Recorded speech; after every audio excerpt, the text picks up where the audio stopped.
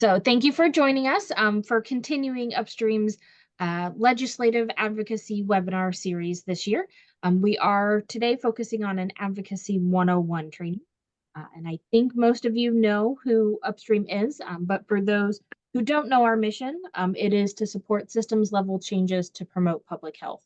And so when we talk about what that actually means, at a big broad level, it is looking at what policies we can adjust and what systems we can change so that we can have stronger, better community outcomes. So I am really excited because we have funding that is allowing us to offer these virtual lunch and learns, which is always nice.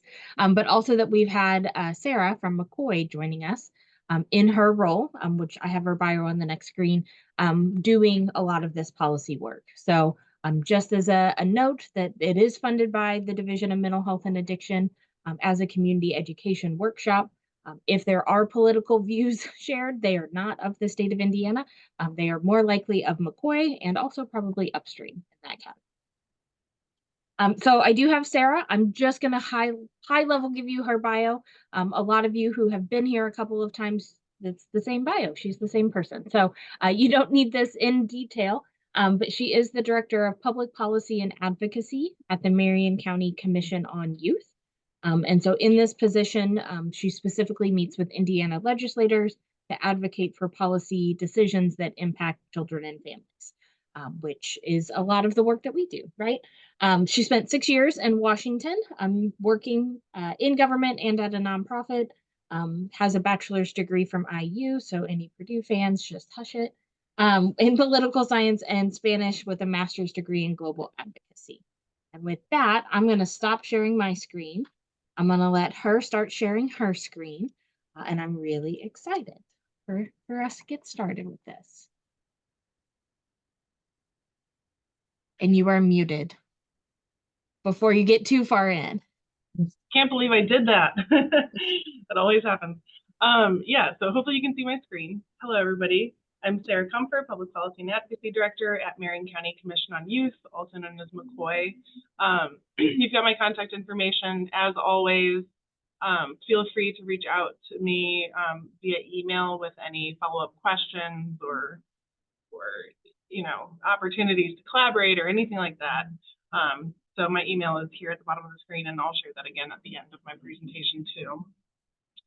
So today I'm going to be talking kind of high level about advocacy in Indiana. I'm going to touch a little bit on your local advocacy and also federal advocacy, but predominantly the work that I do is at the state level, so that's really what I can speak a lot about. So it's my hope that, this will just kind of give you just probably a lot of refresher, honestly, about kind of like how bills become laws, but then also know what you can do as an advocate, because frankly, lawmakers need to hear from more citizens, and especially citizens with the expertise that you have and the experiences and knowledge. So with that said, let's just go ahead and get started. Think of this as like a high school class, a little bit of a refresher. We've got obviously in the United States, we've got 3 branches of government. There's the executive, that's the president, the governor, the mayor of your city. Legislative, that's the body of officials that create laws for laws for the land. And then your judicial, those are the people that enforce those laws. So I have this, well, I put the slide together for actually a group of high schoolers, but I think it's always relevant to just kind of get a quick refresher about there are still three branches of government at every level of government, every level of government that we have. From your federal, those are the folks out in Washington, D.C. representing the full country, states representing the full state, and then your local. I have it highlighted here for Indianapolis. I know a lot of you are in like the Greenwood, Johnson County area. So obviously you have a different mayor and you have a different city council and in court system, but that just kind of gives you kind of a general idea of those and where they're located and everything. An interesting thing too, also that I'll just point out is For state level, all three branches of government are located in the same building. That doesn't happen too often, so it's just something that I kind of wanted to point out. Once upon a time, back in like the 1800s, all three branches were located inside the U.S. Capitol, but then they obviously needed to expand for capacity reasons and everything in buildings. But I thought that was kind of interesting. So this is also, I know it's quite wordy. I don't like having super wordy slides, but alas, I really wanted to break down the legislative branch because that's kind of where we have the most opportunity to serve as advocates, because the legislative branch that's creating bills and making changes to laws and things like that. And this is kind of the biggest opportunity where we can serve to help influence public policy in our community. So we've got the United States Senate and United States House of Representatives. And the U.S. House, there's 435 members from all over the country. In Indiana, we have 9 members of Congress, or 9 members of the House. And that's all determined based on the population of the state. And then for Senate, every state has 2 United States senators. So we have our 2 senators, Todd Young and Mike Braun. That will be changing soon since Mike Braun is running for governor and everything. So, but that's kind of what it looks like for Indiana. So our U.S. Congress has the sole authority to enact federal legislation. So they're the ones who determine federal law and things like that. They can declare war. They can confirm or reject presidential appointments. Think, your Supreme Court appointments, different secretaries, Secretary of Transportation, Secretary of Commerce, etc. The Congress has to approve or deny those. And then also they can do investigative powers. The House has some powers assigned exclusively to it, including the power to initiate revenue bills, impeach federal officials, and elect the president in case of an electoral college tie. The Senate has the sole power to confirm those of the presidential appointments that require consent, and they provide advice and consent to ratify treaties. The Senate also tries impeachment cases for federal officials referred to it by the House. We've seen that happen a lot in the past few years, with different attempts to impeach different elected officials. I think most recently there was an attempt on the Secretary of State, I want to say. So anyway, they deal with some of those cases as well. But I think the biggest kind of output of the United States Congress is, of course, the laws. Likewise, the Indiana Senate and Indiana House of Representatives have the same powers of Congress, except for passing laws that impact only the state of Indiana. So that's really where I work predominantly. So they are responsible for enacting laws by which the state of Indiana is governed.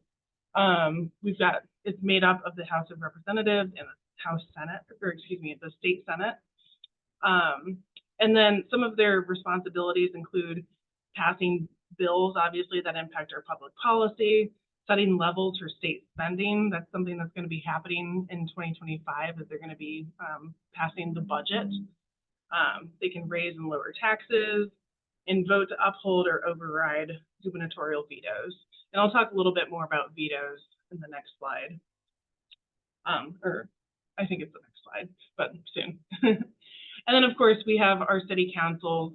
Again, I'm highlighting the Indianapolis one because we're located in Marion County, but I did do a little bit of research about the city council located in Greenwood. That's called the Common Council. I thought that was kind of interesting. And the Common Council is made up of 9 members, and the Indianapolis City Council that's comprised of 25 members. And then they pass laws and legislation that has to impact literally only the city. So this is a much more local level. But I will say, arguably, your local and your state representatives are the ones that I think we should probably care about the most, because they are the ones who are passing laws and regulations that are going to impact our day-to-day lives. I mean, just because of the nature of politics and TV and stuff like that, the federal level stuff, that's kind of like the sexiest. And so that's when people really get engaged to go vote and things like that. For example, you know, this upcoming year, we're going to have our presidential election. That gets a lot of people to come out to vote. And though the presidential election is always very important, I think it's really, really important to drive home that your state and local elected positions are the ones that are going to impact you in your day-to-day life a lot more. And so I think it's good for all of us to kind of educate ourselves on who's running, what their stances are on different issues, and things like that. So that's just my little soapbox. We're kind of gearing up to do some voter outreach this summer. So I can talk a little bit more about that in a little bit, but just, yeah, know that, yes, go vote, and also pay attention to your state and local folks. So with that said, I wanted to do a quick, or provide this kind of quick opportunity. I apologize, there's a Greenwood Common Council, there's a Greenwood state flag that I should have here, but it's not popping up for some reason. But I provided these QR codes that you all, your legislators, if you don't already know them. I already pre-filled in your United States senators because we all have the same one, so long as that, you know, we all are living in Indiana. But you can look up your United States representative and state representative using this QR code in the middle if you don't already know who they are. I feel like a lot of us probably know who our national representatives are, but sometimes the state representatives, we might need a refresher. And at least for me personally, I literally had to look it up last weekend who my city county council person was. So I have these QR codes here where you can find all of those elected officials. So I'm also happy to share these slides too, so you have these specific links available to you, because I just think it's important for us to definitely know. And also kind of use this as a launching opportunity for you to first look up who your legislators are. And then I definitely encourage you to reach out to them and just introduce yourself, tell them a little bit about who you are, what you do, the people that you serve, the issues that you're concerned about, to kind of start developing a relationship with that elected official. So then in turn, that elected official will know, like, hey, I've got Kathleen with Upstream who knows so much about, you know, prevention issues and things like that. I should reach out to her about this question that I have. So, you know, I think this is just a good opportunity to just start out by reaching out to your own elected officials, and then you can kind of expand and reach out to like full lists of committees and things like that. All right, keep on moving. So again, the work that I do is predominantly state level advocacy. I will just give a quick little rundown about the Indiana State House and the Indiana General Assembly.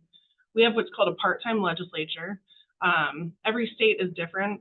There are some states that actually don't even meet every year. There are some states where their legislature meets maybe every other year. It's really interesting. Some states have full-time legislatures, but ours is part-time. So basically, they are only in session for just the first like few months of the year. They tend to start in January and then they wrap up by March or April. And so all of our elected officials, well, maybe not all, but most of them have full-time jobs doing other things. They're business owners, teachers, school principals, I don't know, you name it, but they have full-time jobs, and their jobs somehow let them, you know, take a few months off every year to serve in the Indiana General Assembly. I mentioned this a little bit earlier. Our state budget, it's voted on every other year. The next time it'll be voted on actually is going to be 2025. And so basically kind of what I say is budget years are odd years. non-budget years or even years. So when we're in session, those even years, the non-budget years, those are shorter sessions. They go by really, really quickly. But then they allow a little bit more time, about an extra month's worth of time during budget years, because they just have so much more discussion to do. So brace yourselves for 2025. We've got a budget year. We'll be starting right after New Year's and probably wrapping up mid to late April. But with that said, advocacy happens all year long, and this happens at the state level and at your local level. You can reach out to your lawmakers all year long, because they are elected to represent you and not just represent during that small period of time. So as I mentioned, winter and spring, the Indiana General Assembly is in session. For your city council, I'm pretty sure, at least in Greenwood and also Indianapolis, those are year-long legislatures, so you can contact them kind of throughout the year. They obviously have different times of year when they're discussing different issues, but yeah, for the state level, we're just in session those first few months. Right now, we're kind of approaching this interim study committee time. This is for your state level. This is when, like, off session, when your state senators and state representatives come together during the summer, sometimes it's early fall, to discuss a particular issue that they want to learn more about, because they're really interested in passing legislation about that particular issue. I'll use a great example. They actually released the list of summer study committees that they're trying to host this summer. One that I'm going to be following closely is going to be addressing truancy and chronic absenteeism for high schoolers, and just try and come up with some plans, some legislative action that could be taken to address truancy and to make sure that kids are showing up at school, and to address maybe the root causes of why they might not be showing up at school. This was in response to a bill that was introduced last year, and it did pass, but I think the legislators that worked on it really realized that they have a lot more learning to do about this particular issue. And so the plan is that they're going to be coming together this summer, listening to some testimony from folks in the community, teachers, doctors, experts, on these different children-related issues, to kind of learn more about it. Because then, in turn, in the fall, that's when they start writing reports, they pass recommendations, and they actually are drafting their legislation. So basically, a lot of these bills that they introduced are written by the time they go into session in January. Because really, once they go into the session in January, they have probably about 1 or 2 weeks to actually introduce bills. And if they're still writing bills, then they're too late at that point. So they already have these bills already written. There are a lot of bills that come back every year, kind of interesting. I may have mentioned it to this one group, but like my favorite example to use is there's one state senator, I'm spacing on her name right now, but every single year she passes a bill that would require cursive writing to be taught in elementary schools. And it's just very sweet. But every single year she introduces it, and unfortunately every single year it doesn't really get much movement. So, but that is just a good example of like some legislators reintroduce bills that they just feel really passionate about, but also this is an opportunity for them to write new bills, so that they can really hit the ground running once they go into session in January. I'm seeing, feel free to interrupt me if you have any questions. I'm seeing some chat things come in. I would say, yeah, so Lisa's question was just about the long session and short session, but really it's only like a month-ish difference. Yeah. And I think this year session ended like early March, right? Like somewhere March 8th, the 9th, something like that. And I know in the past sometimes that April can be like April 30th, and so it can be towards the end, so month-ish. Yeah. So Yes, Lisa, that's correct. Yeah. Although For I will say, like, yeah, it's only a month longer, but sometimes it feels like it's like a lifetime this with might all be the stuff that kind of moves through and everything. So yeah. But yeah, this year was especially short because we also started a little bit later. Typically we start as early as like January 3rd. This year we started, I think it was like January 8th or 9th, whatever that following Monday was. And then this year, for whatever reason, legislators wanted to wrap up especially early, so they wrapped up, I think, a week or two earlier than what they were originally scheduled to do. So this year was very short, but yeah. Do you know, is it usually the actual legislators who write the reports, the recommendations and the legislation, or is that usually their like aides? And then also, do the aides work more full year? Yeah, great question. So for the first question, the legislators do put things together, but mostly they're kind of like the idea guys, I guess. And then they have what's called the Legislative Services Agency, LSA. They're located within the State House, but that's basically just an office full of lawyers who are the ones who are actually writing the bills themselves.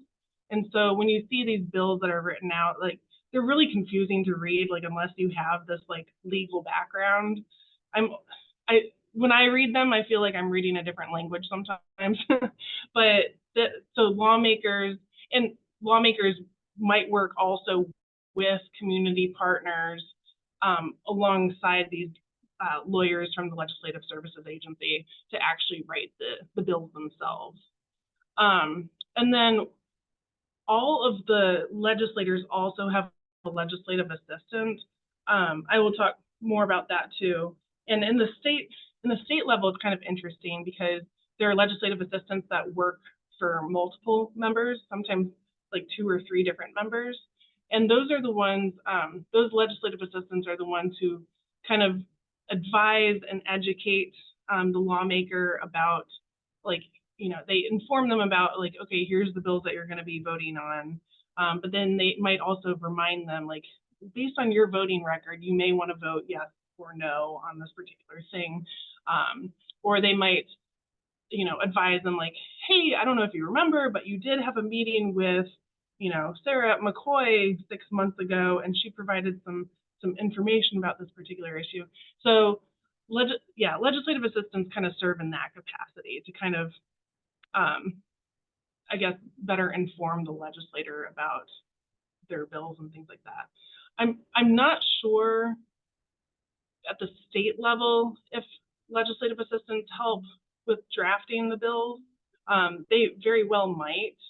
I will say in my time, I also kind of go back to my time working for Joe Donnelly in the United States Senate for a lot of kind of my knowledge, and some of the legislative assistants out there probably helped a little bit more with drafting some of that legislation. So, yeah. And Sarah, oh, sorry, Tammy has a question, then I'll ask. Oh, sure. Who hires those people in those 2 groups? For the Legislative Services Agency, I'm going to be honest with you, I don't know. I would assume that I'm not sure. That's a really good question. I can do some research though and see if I can figure that out, because I would be curious as well. The members of my assumption is just that there's a bent either way. I'm jaded. Yeah. So I just assume that, you know, it's going to be bent one way or the other based on who's in charge. Yeah, I mean, I think technically the Legislative Services Agency is nonpartisan, and you know, they very well could be writing bills that maybe they don't personally agree with, but I think they just kind of stick to like, well, they're kind of the experts in like, okay, here's what Indiana code says right now, and here's how it can legally be changed or not. But yeah, I'm not sure.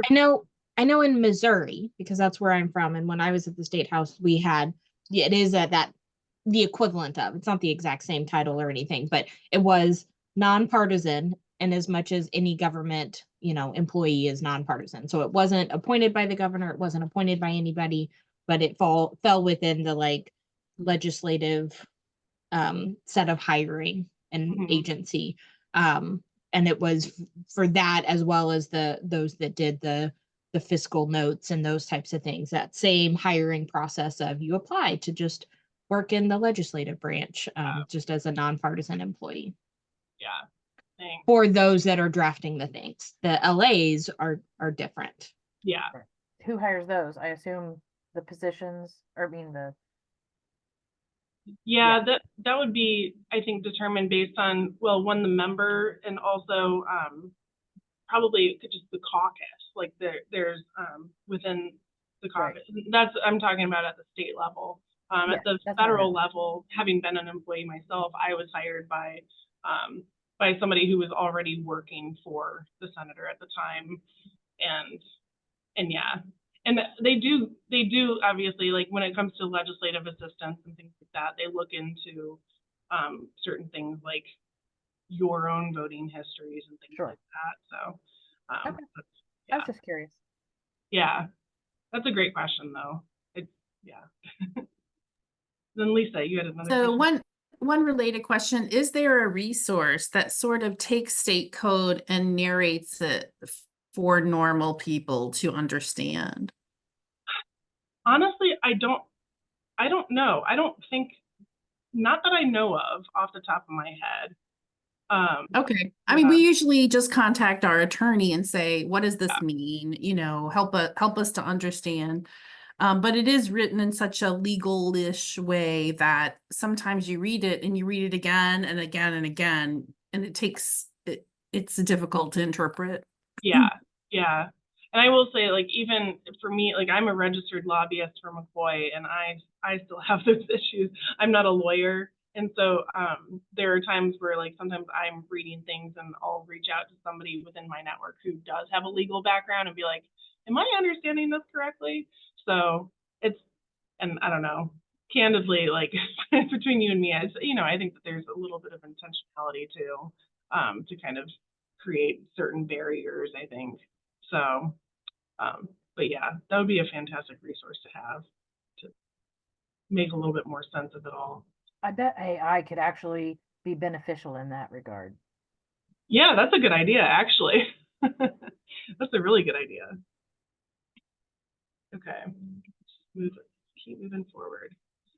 All right, so we'll continue our high school lesson. Just to remind everybody on how a bill becomes a law in Indiana.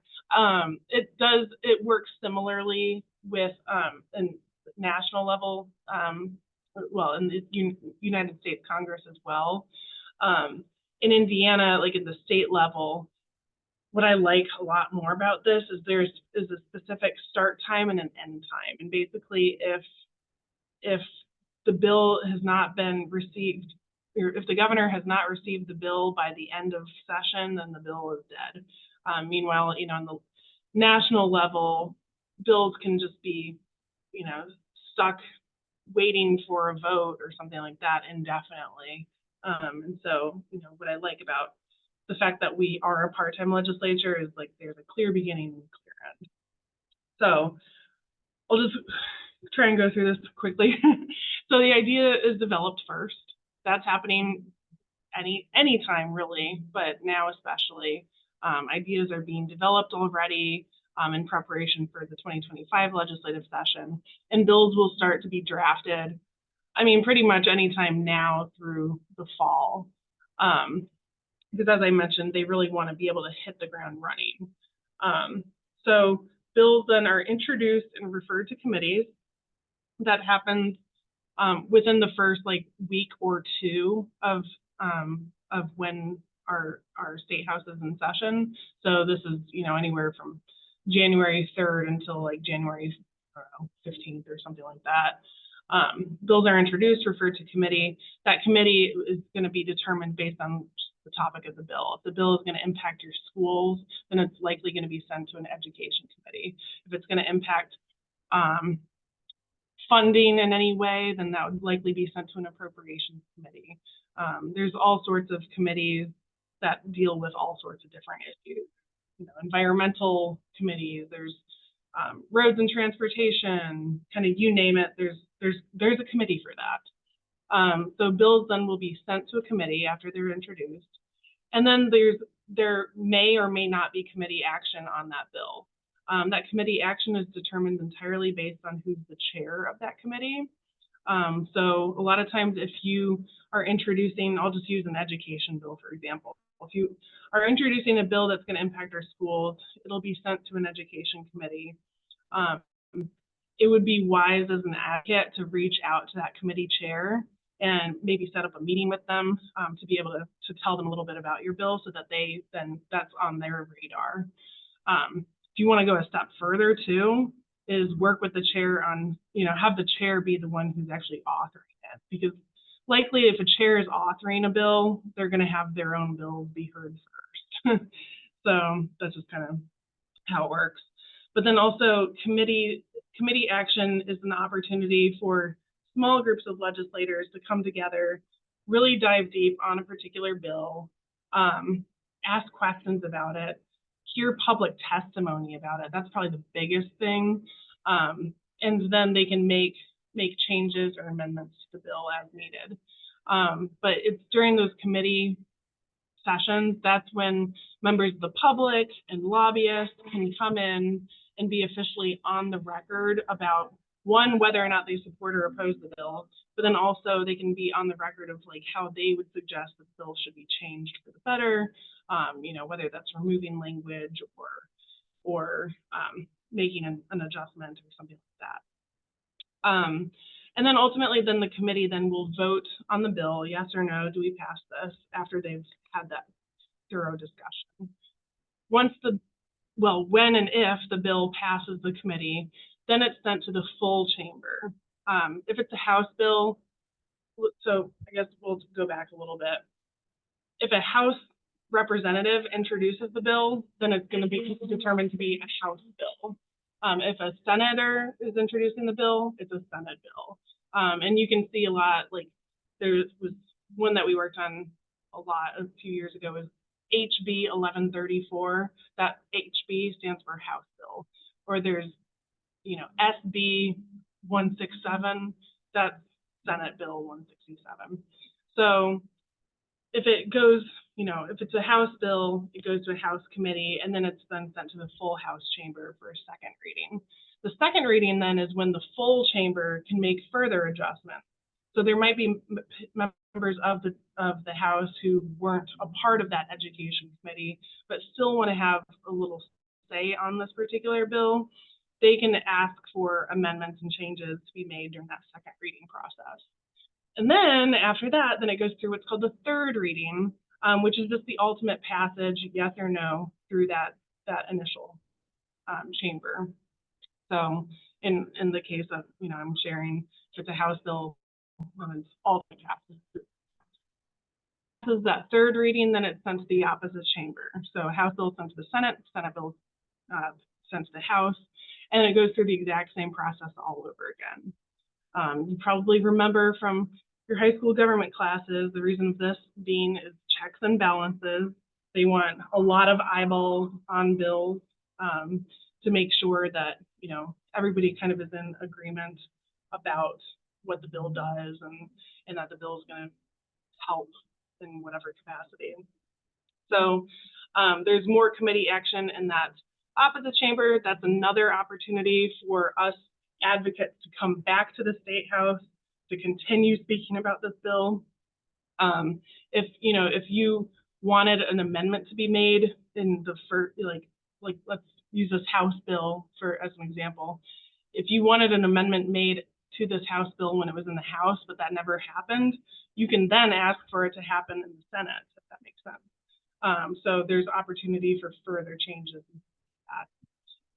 And then it goes through second reading and then third reading again through that second chamber. Oftentimes bills are changed, from one chamber to the other because that second chamber might make additional changes or whatever. If the House of Origin, so the House for a House bill, doesn't agree with the Senate changes, then they need to go to what's called a conference committee. And what that is when a very small group of legislators from both the House and the Senate, they come together in this conference committee. Ideally, they're representing both parties. Doesn't always happen. But then they try and iron out the differences and come to an agreement. Sarah, question. Yes. Do they actually, when it says second reading, third reading, do they read the full bill to the members of the chamber, or are they just highlighting? Well, when they're actually reading it out, no. That's kind of up to the responsibility of like the legislator or the legislative assistant to do that reading. Yeah, because otherwise, I mean, some of these bills, especially if you look at the budget bill, it's so long. Right. Yeah. So yeah, that's kind of up to them to read it on their own time ahead of time. So before they're making votes or changes, then they know. We would so hope. Yeah, you would hope, yeah. And actually what's kind of interesting is they do technically start to read the bill, but then like typically you'll see, you know, the lieutenant governor is like the head of the Senate, and she'll just like whack the mallet or whatever, like just that kind of stops the reading. But like, yeah, they officially started it. And what's really interesting is like the clerk person who does the reading, I'm pretty sure like in his off time, he's an auctioneer because he speaks really, really fast. It's really, really interesting. I went to the like Mecum Auto auction like last weekend, and I was like, I wonder if like that clerk, you know, for the Senate like is over there. So anyway, it's really interesting to see kind of it all work out. So yeah. Okay. So I'll just wrap this up. So if a conference committee then comes to an agreement, then they'll then send the bill on to the governor. Also, if the bill is sent, you know, returned to the House of Origin with no changes, or if that House of Origin disagrees with the changes, then they go ahead and send the bill on to the governor. Then the governor has one of three options. He more than likely will sign it into law. He does have the opportunity to let it pass into law without a signature. That happens very rarely and probably only for political reasons, or maybe he's like, yeah, I'll let it pass, but I don't want my name on it. So it doesn't happen too often. But then he also has the opportunity to veto bills. We have seen Governor Holcomb do that a handful of times in the past 2 years. And basically, if the governor vetoes the bill, it just kills it then and there. Of course, the legislature can get back together at a later time to override the veto. But it's just, you know, kind of another way to kind of slow down the process. So yeah, and then that's how a bill becomes a law. Once the governor receives it, he has about 7 days to sign it into law. In most cases,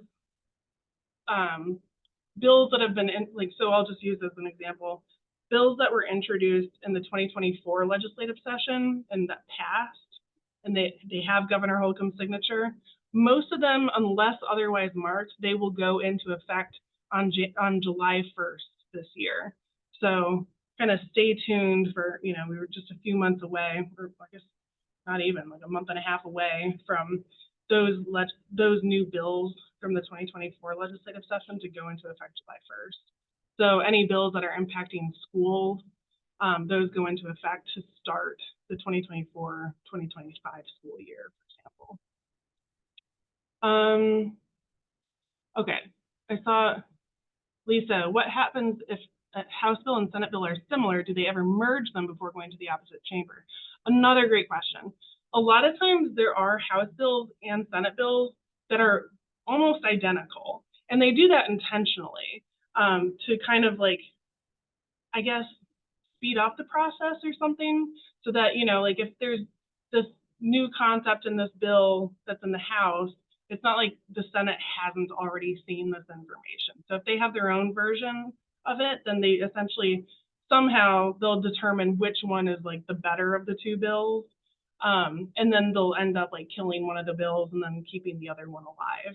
But that is a way to kind of speed up the process, I guess, in a way, because they're already talking about whatever the topic of that particular bill already is. So does that answer your question? Okay, cool, thanks. Yeah, great question. Any other questions before I move on? I know I kind of go through this bill becomes a law thing quite quickly. So, all right. Well, again, feel free to interrupt at any time. So I have a picture also of the Indiana General Assembly website that should be here. But I want to quickly just go through the Indiana General Assembly website because it's just a really great resource, I think, for us all to be able to track bills and things. So, and you can do this, and if you have free time, feel free to poke around. It's www.iga.in.gov. But I'll quickly exit out. And this is the Indiana General Assembly website. Can you guys see it? Okay, cool. So it's pretty simple. When we're in session, this right side area is a lot fuller because obviously we're not in session, so there are no meetings scheduled for today, no meetings scheduled for tomorrow or the next day. But when we are in session, you'll have all of the lists of meetings, like the different committees that are taking place and things like that. They also offer opportunities to watch the live stream of the committees. That's something I do a lot because, I don't know, a lot of times I don't want to physically be at the State House for, a host of reasons. Sometimes you're kind of just like in a big crowd or you just have some other work that you want to do, but you do want to know what's happening in this committee and who's showing up and saying what. So you can watch the live streams of it, which I definitely recommend. But I definitely recommend just kind of poking around and just seeing the different things that they have. You've got information about the General Assembly, some, kind of information that would probably be useful for like kids who have never been there before and things like that. We've got how a bill becomes a law too, history about the building, things like that. There's also Find Your Legislator here. This is one of the links that I sent to you in the previous thing where you can put in your street address. I'll just put in mine really quickly. And then you can search. And then this is your state senator, state representative, congressional leaders. So you can find information that way too. We'll go back to the main page. Where I go a lot is under legislation. Click on bill. And then this is the list of all of the bills that were introduced in 2024. You can also look back on, well, actually here, you can look back on the session year, going back, to 2014 or even before, and see those bills. So these are all of the bills that were introduced this year. So you got your Senate bills on the left, House bills on the right, and there's a lot of bills. They just keep going and going. So they all start in this kind of font color, like the blue. It's when they die, that's when they turn into gray. So they still use it, so you can look it up to see bills that may have died in the past. But any bills that are blue, those are the ones that have actually passed at this point. So I'll use, this one was kind of a hot topic one this year with Senate Bill 1. This is the reading retention bill, if you guys recall. But I'll just kind of go through this a little bit. So you can see a digest, that's just a quick synopsis, your Cliff Notes version of the bill. But if you want, you can see the latest version of the bill, which this is that legalese that we were talking about, where it's like, oh my gosh, how do you read this? But you can look through and actually read the actual bill notes and things like that. Bill actions, this is where I go to a lot also.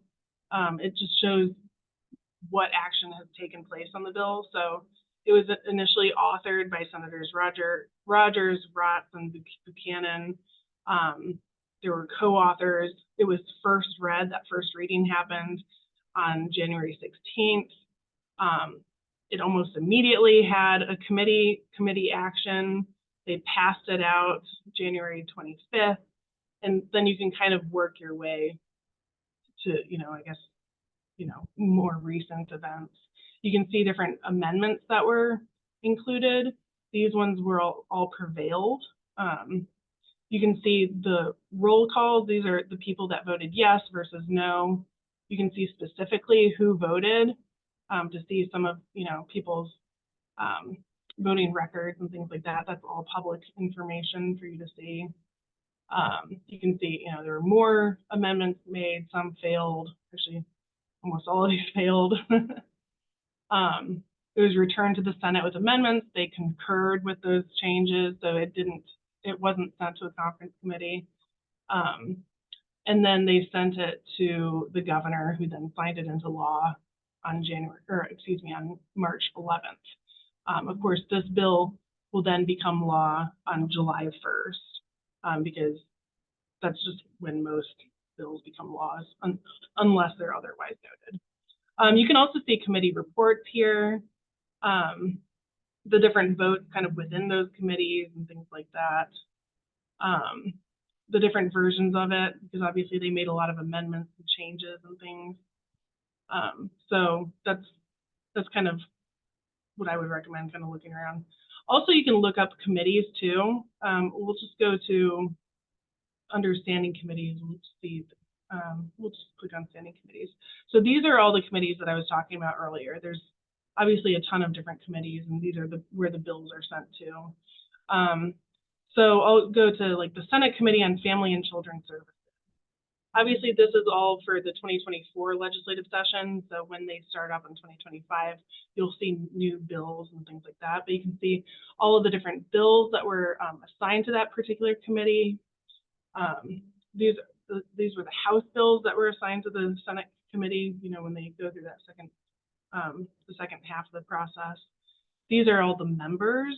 So if your elected official is one of these members, then that's a great connection. But otherwise, you can also still reach out to them because maybe you're interested in this particular issue. And then they also have different like past meetings. You can kind of see these were the bills that they discussed during there. Let's see, you can see the meeting agenda. You can also watch the video. They live stream all of these meetings, and you can also watch the videos too, like the recordings. Sometimes I go in and watch the recordings, or like I'll read notes and things like that from these particular recordings, just to see who was there and what they were saying. Because sometimes it's helpful for me to know what organizations or what individuals care about a particular bill, so then I can help kind of address that in the work that I do. But also it's really helpful for me too to see, if I support a bill, I want to know why people might oppose a bill or vice versa, to kind of be able to address kind of the other side, if you will, and kind of hear some of the arguments that people that you might not agree with, but like what are they saying, so that you can help clarify things and stuff like that. So, but yeah, so this is the General Assembly website. Definitely recommend checking it out. Are there any questions really quick before I move on? Okay, cool. Let's see. Alrighty. So what can you do? As I mentioned, I am a registered lobbyist. It sounds so fancy, but it's not that fancy, because I'm a lobbyist for a very small organization. So I'm not taking anybody out to fake dinners or anything like that. But lobbying is only just a very small part of what advocacy is. And advocacy is something that we all can do, whether or not you are a lobbyist, or you can still be an advocate on behalf of your organization and things like that. Lobbying is a little bit different, which I'll go into a little bit more, where I do have to record how much time I spend lobbying, if I spend any money lobbying, which I don't. But there are some people who do, host big events, or they go to different dinners and things like that, where they would have to record that kind of financial information. But advocacy, though, is something that we all can do. So specifically, advocacy is education and awareness of broad issues. And it informs about how policy decisions impact the work you do or the people that you serve. And the biggest thing is it doesn't reference specific legislation. The difference between advocacy and lobbying is lobbying refers to specific legislation. that attempts to influence legislators to support or oppose a particular issue or piece of legislation. And there's always a call to action that references specific legislation. So advocacy, you know, if it's broad, you know, it could be something like, I don't know, I'll use like, I don't know, we'll just use, what's a good topic, like the fentanyl test strips. That was an issue, right? That's a tool that's used to prevent overdosing. And so maybe you want to educate lawmakers about what resources are currently available out there for people who have substance use issues, and you know, you want to educate them on what exists, what's helpful, what is not helpful, and things like that. You can do that, and you can talk directly with legislators about how, you know, fentanyl test strips, those save lives, and here's why, and things like that. It turns into lobbying when you're referring to a specific piece of legislation. So, you know, there was a bill that was introduced last year that would decriminalize the possession of fentanyl test strips. And, you know, if you're referring to that particular piece of legislation and just saying, like, please vote yes on this, then that turns into lobbying. But, you know, if you're just talking broadly about the benefits of, you know, a tool such as that, then that would be considered advocacy. I've got some examples, you know, for advocacy. That can be rallies and marches at the State House. One I always use is like the Red for Ed Day. That was, you know, where a bunch of teachers from all over the state came to the State House wearing red to talk about how teachers need more resources, higher pay, and things like that.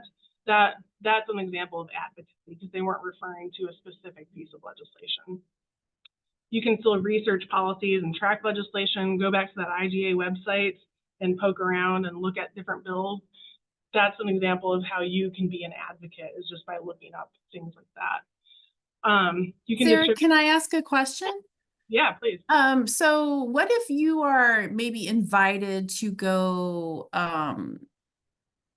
go with lobbyists, but they're not asking you to actually say, I support or oppose this, but let me tell you about libraries in the state of Indiana. Yeah. So like, are you kind of not guilty, I don't want to say guilty by association, but are you, if you're with the group who's doing that, are you also doing that? No, I think it just, so long as, if you're just talking about the benefits of libraries, then that's totally fine. That's just, you are educating a lawmaker about something. So that I would think is considered to be advocacy. So that would be probably under this informational meeting with the legislator, or even providing invited testimony to a legislative body. So sometimes if they're discussing a specific bill during a committee hearing, you can still show up and talk about that bill. You could just say, I'm going to remain neutral on it, but here's how this bill could benefit us, you know, or here's how this bill could impact us. So, and that's not lobbying? No, because that's, yeah, it's interesting. It's, yeah, it's a form of advocacy because it's educating. So yeah, it turns So you could go to, and I'm just, let me just say instead of state, the federal, you go to the federal, a senator, and you could have a conversation about like the impact to libraries if they stop some type of funding. And that's not lobbying. Correct. Yeah.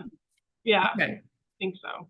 And also, well, I was always told that it depends on if there's that specific bill. So if it's government funding is what we need to stay afloat type thing versus this bill is going to give us money, please vote yes on it. Like, I guess that's what I was thinking. Like, let's say they decide to stop E-rate for libraries. So that would be like, you know, we get this huge discount for providing internet services. Let's say that's on the table to be cut. Yeah. So maybe I would, and you probably will say, you know, I need to check with my attorney just to be sure I'm doing what I'm doing correctly. But what I will say anybody also can lobby if it's impacting the work that you do or your organization directly. So you can, and we can save that for another day. Like I have specific slides and things like that for some of those situations, but like if it's going to impact the funding of your organization, then you Or are the operation? Yeah, Okay. yeah, And that is what our attorneys told me, right? Yeah. That I could go and say, you know, if this goes through, this is how it affects the library. And that Yeah. wasn't technically lobbying. yeah, exactly. Yeah. Okay.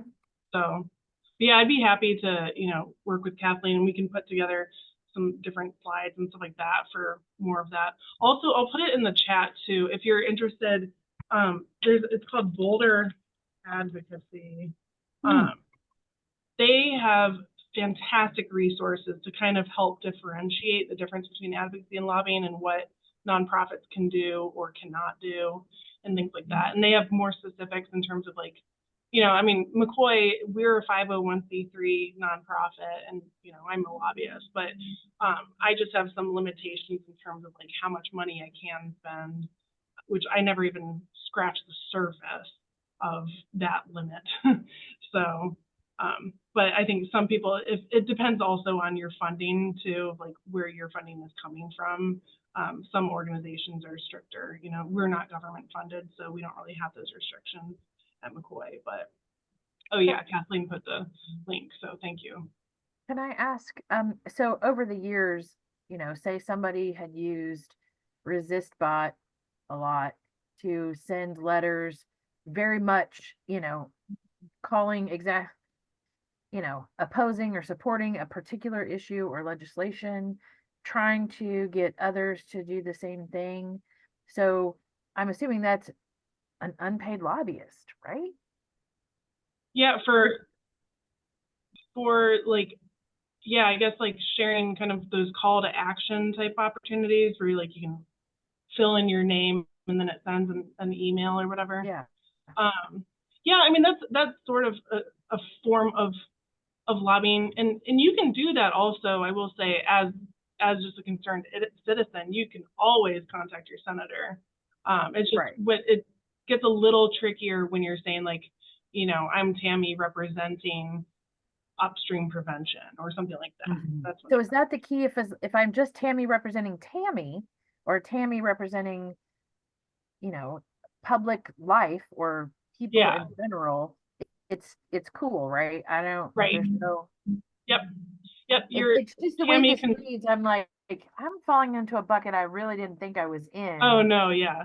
Yeah, you are totally fine. If you are representing yourself or just as a concerned parent or just a member of the community, I encourage you, please go and contact your legislators about issues. It just gets a little trickier if you're doing it on behalf of your organization. So yeah.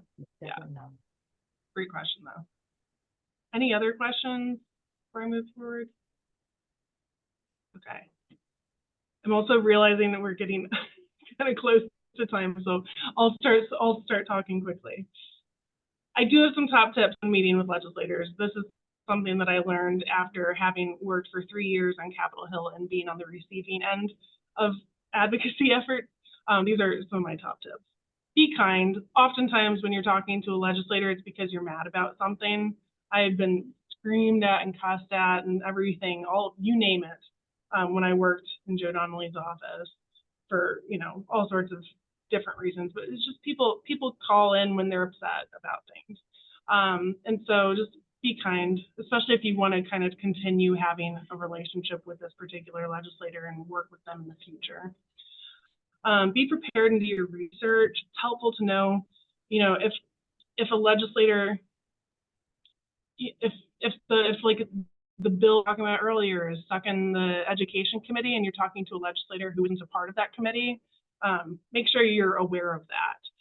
And so then you can say, instead of please amend this in committee, well, they can't do that, but you could say, please contact your colleagues who are in the committee to amend this or something like that. So make sure you do your research ahead of time and better know exactly kind of like where the bill stands, and things like that. One-pagers are also recommended if you're meeting with somebody in person. A lot of times you have some time constraints. So I always recommend putting together a one-pager And that's something I'm happy to talk to you guys about later on. But with some background information about the bill, about how it might impact the people that you serve, any recommendations, if you are asking them to vote yes or no, also include your contact information. But having those one-pagers is really important, especially if you don't have more than 5 minutes to talk to a legislator, because also then the legislator then can take that one-pager, hand it to their legislative assistant, and then the legislative assistant will have this, information for them when they're doing further work on a particular issue.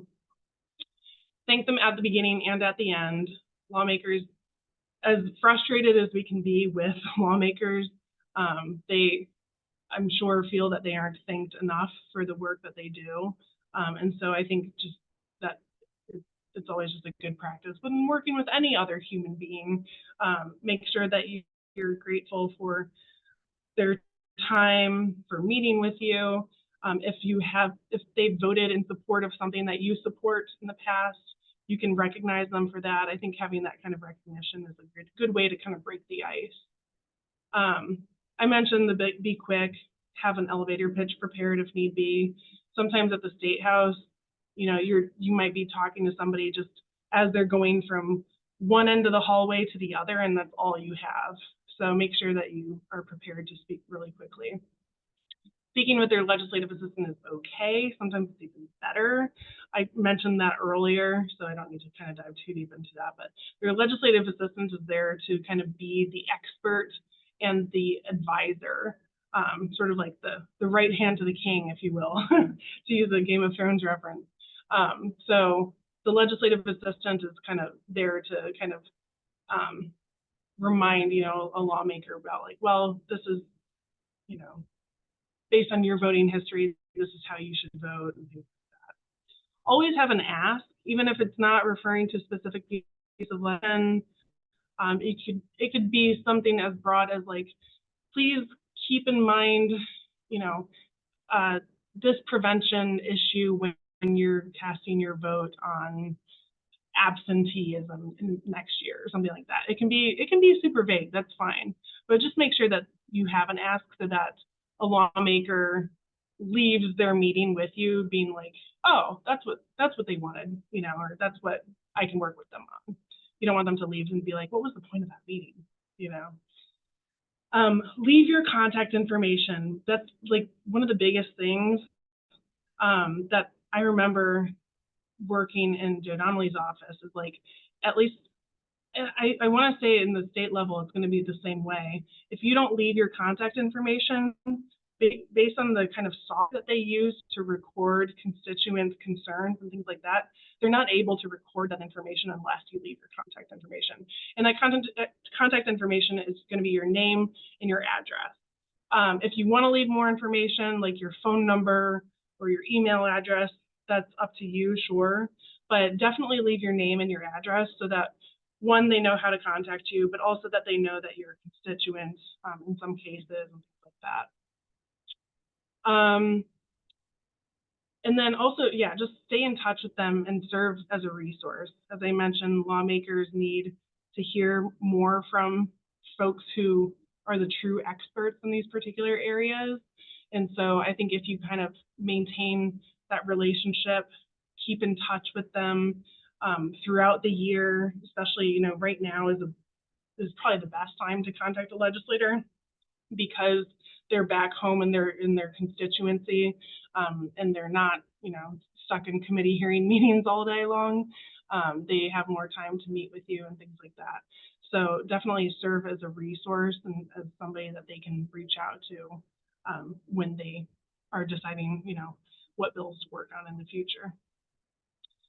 So what can you do? We kind of mentioned this earlier. Obviously, pay attention, follow trustworthy news sources. I share this slide a lot with some like high school age students and things like that. But just knowing that where your information is coming from, be cognizant of that. But also track bills at the IGA website, the Indiana General Assembly website, which I showed you. Work with others. I mean, I think this group that's here today would be a fantastic network of like-minded individuals who share a lot of the same concerns, and you guys can work together towards maybe introducing a law or advocating on like in response to a particular bill or something like that. There are coalitions that exist. I am a member of many coalitions because at MCCOY, I'm a mighty team of one, and I would not be able to do any of the work that I do without the other people in the community that are on these coalitions with me. Not to mention also, I'm certainly not an expert in any one area. But through joining coalitions that I'm able to learn more about issues that I would otherwise not know anything about. Like, we're part of a juvenile justice coalition. There's public defenders on there that with knowledge about the juvenile justice space that, I learn from every time I talk to. So coalitions are fantastic. Definitely contact your representative. As I mentioned, right now is probably the best time to reach out to them. You can call, email, write, contact them on social media even. But also, I definitely encourage you to meet with them directly. Your state and local representatives are a lot more accessible than you might think. When it comes to the national representatives, that might be a little trickier, but they'll at least have you meet with maybe one of their staff members if you're interested in meeting with one of them. But like your city council person could be the parent at the school that your kids go to or something like that, or it could be somebody that you're standing behind in the grocery line at Kroger or something like that. So, they are a lot more accessible than what you might think. So think about, setting up a meeting with your lawmaker to just introduce yourself, share, your concerns, but also introduce yourself as a resource for them. Go where decisions are being made. Obviously, we talked about this earlier. You can provide testimony at committee hearings, but also think about like attending things like town halls, school board meetings, like that, just to kind of know what's going on in the space. Vote, obviously. I don't have to tell you guys, but you can, if you're not already registered, please register today. We obviously have our presidential elections coming up, but as I mentioned earlier, those state and local elections are so important, and we at MCCOY, I'll talk a little bit more about that, but we're kind of gearing up to do kind of a get out the vote type campaign. We obviously can't tell you who to vote for, but we definitely want to encourage everybody to practice their civic duty and vote. And then do more. You can work on campaigns, obviously, as an individual capacity. Like MCCOY is nonpartisan, so I can't be working for a particular candidate on behalf of MCCOY. But if I wanted to on the weekends, as Sarah, concerned citizen, I certainly could. For younger folks, there are internships, there's the PAGE programs. Also, become a poll worker. I was a poll worker in 2020. It was actually really exciting. So also consider running for office yourself, if you haven't thought about it. You don't have to, have come from like a long lineage of a politically involved family to be able to run for office yourself. So definitely, consider that too. I had this activity put together. I know we are well over time, but I'll just say, use this as kind of an opportunity for you to, this will be your homework assignment. So as I mentioned, I'll share these slides with Kathleen, but we'll reshare specifically the slides that where you can find your legislator. I definitely encourage you to just give them a call. And I'll be honest with you, you probably won't talk to the legislator themselves, but you'll probably leave a message with their legislative assistant or even just leave a voicemail. But just that's the first step. So think of that as kind of your homework assignment. It's not scary at all, trust me. You might very well be talking to like a college kid intern when you're calling in, and they're not going to try and bicker with you or argue or say, no, you're wrong or anything like that. They'll be like, okay, thank you for leaving your message. Can I have your name and contact information? You leave that, and then they're like, all right, thank you so much. I'll pass the message along. So that's just kind of how it works. So think of that as your homework assignment. Sarah, I have a question. Yeah. is there something that's more powerful, and maybe it's, you know, legislator to legislator, but are phone calls better than emails, or are, I'm guessing in person is better than anything, but is there a better, like, let's really try to do phone calls versus emails? Yeah, that's a good question. I'll say, I mean, I think it depends entirely on the legislator. That's actually a question that anytime I've served as like a moderator for like a panel or anything like that for legislators, that's always my biggest question, is like, what's the best way to communicate with you? And basically what I've learned is it depends entirely on the legislator. I will say, I mean, if I was a legislator, I think email would probably be the easiest one, because one, you have a written record, but also it's less, I guess, intrusive or something. Also, maybe it's because I'm a millennial and I don't like talking on the phone or something like that. It kind of depends entirely on the person. But, and you know, and some people respond to social media. For me, I would argue that social media is probably one of the least effective ways, because there's so many bots and social media trolls and stuff like that who are just trying to kind of, you know, start fights and things like that on Facebook. So I would say probably like the most effective would probably be meeting in person, because then you have that kind of face-to-face contact, and you know, they can recognize you, and it's just obviously just a more authentic way of communicating.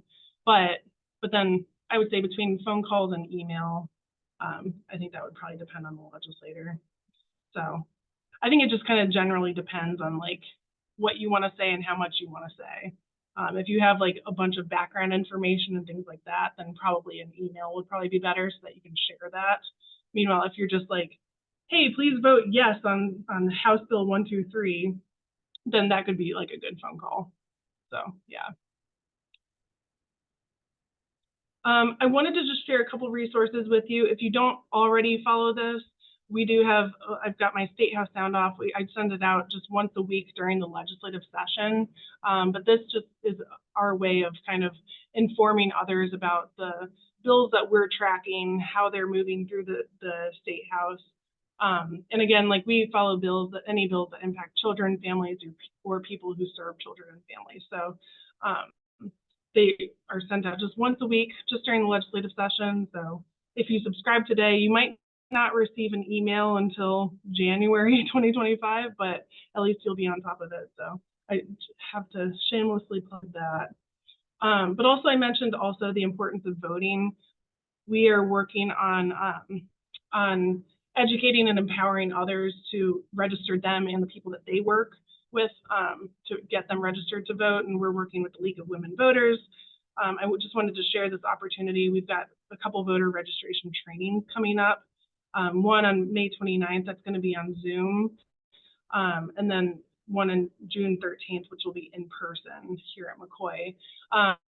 But I just wanted to share this with you.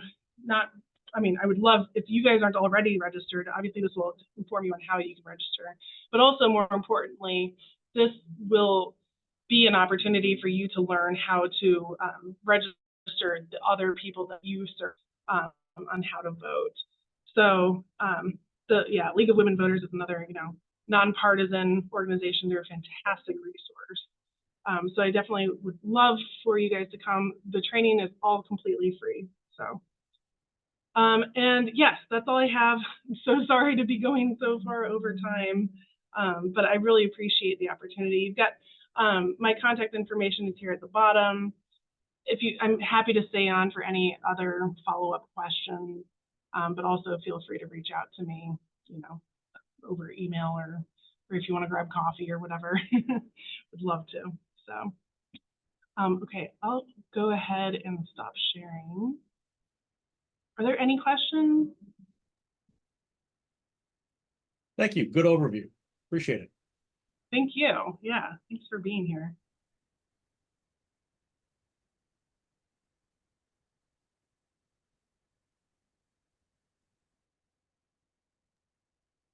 say, and we can hang out for a couple more minutes, I think, but I do have a hyperlink that I just put in the chat.